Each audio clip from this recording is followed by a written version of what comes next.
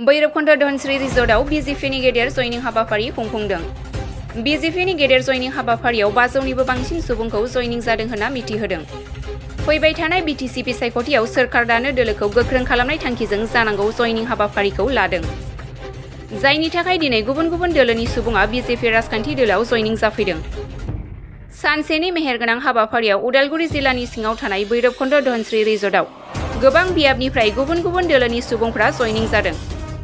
हाबाफारियाव उदालगुरि जिल्ला बिजेपिनि आफादगिरि सुनिल कुमार बसुमतारी, जिल्ला एसटि मोर्चानि नेहाथारि अर्जुन दैमारी आरो गोबां जिल्लानि दैदेनगिरि बिथांमोना बाहागो लादों।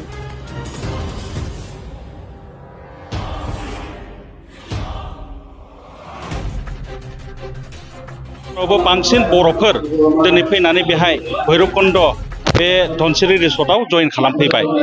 बेखौ मोनसे जोङो बिटिआर बिजेपि नि माबा वार्कार्स बेनि हेफाजाबजों बेनि इनिशिएटिभजों दिनैनि जयनिं प्रग्रामखौ लानाय जादों। आरोबाव दा नुनो मोनबाय फिगार हिसाबै 523 दासिम जादों। आरो दा किसुमानखौ लिस्ट खालामनो हायाखै, बिसोरबो दा सोङै सोङै ओमफ्राय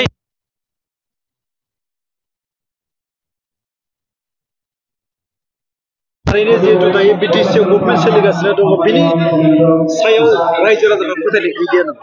जिहेतु जायनि जाहोनाव दिनै नोंथांमोननि हान्जायाव ना जोंना थारमाने जिहेतु 30 तारिखआव 30 जुलाइआव मोनसे जोंना मिटिं जादोंमोन। बिनि उनाव बै 30 तारिखआवनो गुवाहाटीआव 443 जन गथै माबानिफ्रायनो आसामनिफ्रायनो माने बिजेपिआव जयन खालामदों। ओइ दिनखालि जयन खालामनायनि उनावनो 4 तारिखआव स्टेट एक्जिकिउटिभ मिटिं जादोंमोन। स्टेट एक्जिकिउटिभ मिटिं जानायाव गुवाहाटीआव माननीय जोंना मुख्यमन्त्री हिमन्त बिश्व शर्माया बे बुंबाय जे थांनाय बारावबो 26टा सिटआव जोङो रावनिबो सहाय लायालासिनो इन्डिपेन्डेन्टलि जोङो गेलेदों। आरो एबार 26थ' नङा, जोङो 40थायावबो जोङो इन्डिपेन्डेन्टलि गेलेगोन, रावजोंबो जोङो हेफाजाब लाया।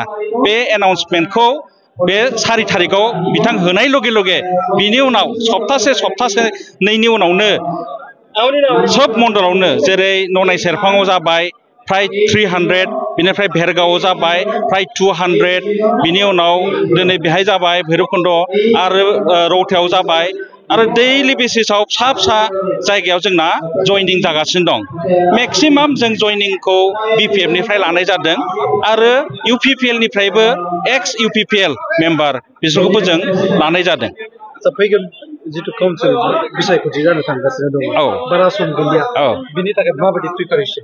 बिनि थाखायथ' प्रिपेरेसन जै दिनखालि एनाउन्स बुंबाय डक्टर हिमन्त बिश्व शर्माया जे जोङो गासिबो रेडि जानांसिगोन, सोब सिटआवनो जों गेलेनांगोन आरो जोङो देरहानांगोन। देरहानायनिफ्राय जोंना थांखियानो जाबाय जोंना बिजेपि सरकार जानांगौ। बे दिननिफ्रायनो जोंना प्रिपेरेसना आरम्भ जाबाय। दा आरम्भ जायै जायै जोङो मण्डल शक्ति केन्द्र बुथ लेभेलाव जोंना संगठन हिसाबै जोंबो खारगासिनो दं। आरो दाख्लै मैया जोंना मेम्बारशिप ड्राइभ माबोरै खालामनांगौ, बावबो 18 कोटि जों मेम्बारशिप ड्राइभ फुरा आसामाव खालामगोन। बिटिआरआवबो जोंना मेम्बारशिप ड्राइभ जागोन। दा मेम्बारशिप ड्राइभखौ जोङो स्टेट लेभेल, डिस्ट्रिक्ट लेभेल, मण्डल लेभेल बे वर्कशप कर्मशाला बे जागासिनो दं। जोंना डिस्ट्रिक्ट लेभेल कर्मशालाया गाबोन जागोन रौतायाव, बावबो फ्राय 200 जन जोंनि कार्यकर्ता फैगोन। ओमफ्राय जों मेम्बारशिप ड्राइभखौ मारै खालामनांगौ बेखौ खालामनानै मण्डल लेभेलाव मेम्बारशिप ड्राइभ खालामनानै जोङो बुथ लेभेलसिम, बुथनिफ्राय जोङो एकदम ख्रिस्टा प्रमुखसिम जोंना कार्यकर्ता जों रेडि खालामगोन। दा 1 मास 2 मास 3 मासनि उनावनो जोंना ओरैबादि स्ट्रं जासिगोन। आं सानो जे जोंजों खुनु तुलना खालामनो हानाय नङा। बयबो मोजां मोननानै फैजोब्बाय। हाद्रिया बहुद गुफुंबाय, जों लाखिनो हाला गावखौनो गावबो। पाब्लिकआबो जों खावलायालाबासिनो फैयै गावसोरनो बुङो जे जों जयन खालामनांगौ। अबा होबथा जादों, थेवबो बिसोरो जोंखौ बुंहरदों, जोंखौ होबथा नागिरदों, थेवबो जोङो थांगासिनो दं, जों जयन जागोन होननानै। धन्यबाद।